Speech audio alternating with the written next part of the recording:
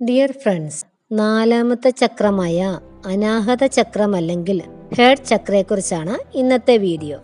ഇത് നെഞ്ചിൻ്റെ മധ്യഭാഗത്തായിട്ട് അതേസമയം സുഷുപ്നയിൽ സ്ഥിതി ചെയ്യുന്നു.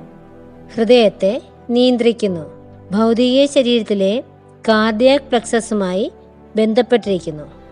ഇതിൻ്റെ ബീജാക്ഷരം എം ആണ്. ഹേർട്ട് ചക്രയുടെ കളർ ഗ്രീൻ കളറാണ്. ഇതിൻ്റെ affirmation I accept love and give love easily. ഹൃദയവും രക്തക്കുഴലുകളും ശ്വാസകോശങ്ങളും വേഗസ് നാഡികളുമാണ് ഹാർട്ട് ചക്രവുമായിട്ട് ബന്ധപ്പെട്ട അവയവങ്ങൾ. ഇതിൻ്റെ പ്രവർത്തനങ്ങൾ ശ്വാസകോശങ്ങൾ എന്നിവയെ നിയന്ത്രിക്കുകയും ഊർജ്ജവൽക്കരിക്കുകയും ചെയ്യുന്നു.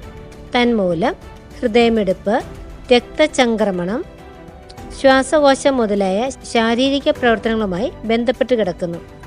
എല്ലാവിധ നന്മകളുടെയും സദ്വിചാരങ്ങളുടെയും കേന്ദ്രബിന്ദുവാണ് ഹേർട്ട് ചക്ര. സന്തോഷം, സമാധാനം, സംതൃപ്തി, മനഃശാന്തി, കരുണ, ദയ, സ്നേഹം, വാത്സല്യം, കൃതജ്ഞതാ മനോഭാവം, ആർദ്രത, ക്ഷമ, സഹാനുഭൂതി തുടങ്ങിയ സൽഗുണങ്ങളുടെ കലവറയാണിത്. വ്യക്തിബന്ധങ്ങൾ, ആകർഷണം, ആത്മവിശുദ്ധി എല്ലാം ഇവിടെ നിന്ന് ഉത്ഭവിക്കുന്നു. പരിശുദ്ധമായ സ്നേഹോർജത്തിൻ്റെയും ഊഷ്മളതയുടെയും പ്രഭവ കേന്ദ്രമാണിത്. അനാഹത ചക്ര അല്ലെങ്കിൽ ഹേർട്ട് ചക്ര ആക്ടിവേറ്റ് ആയി കഴിഞ്ഞു കഴിഞ്ഞാൽ നമുക്ക് നമ്മളോട് തന്നെ സ്നേഹം തോന്നും.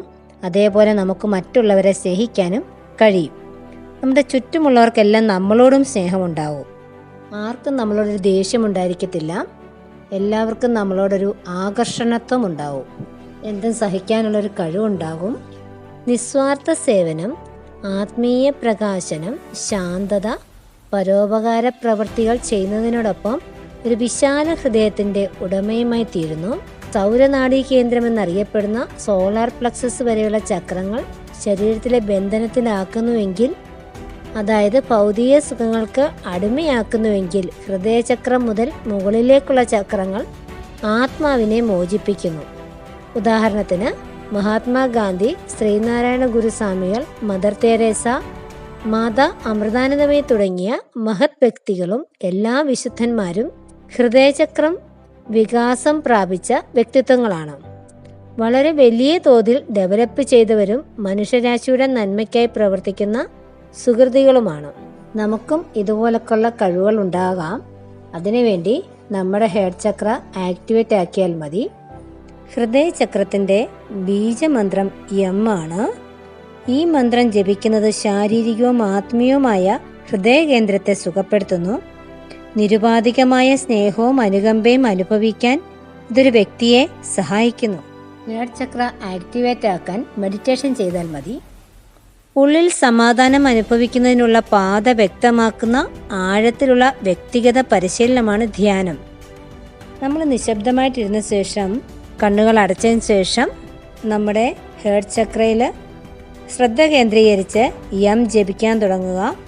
നെഞ്ചിലെ പ്രകമ്പനങ്ങൾ അനുഭവിക്കുകയും ശബ്ദത്തിനൊപ്പം ചക്രം പ്രകമ്പനം കൊള്ളുകയും ചെയ്യും. യം മന്ത്രജപത്തിൻ്റെ വൈബ്രേഷനുകൾ പോസിറ്റീവ് വികാരങ്ങളുടെ ഒരു പ്രവാഹം സൃഷ്ടിക്കുന്നു.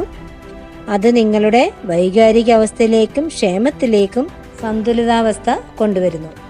ചക്ര മെഡിറ്റേഷന് ഹൃദയം തുറക്കാനും തടഞ്ഞ ഊർജ്ജകേന്ദ്രത്തിലേക്ക് ശരിയായ ഊർജ്ജപ്രവാഹത്തെ പുനഃസൃഷ്ടിക്കാനും കഴിയും.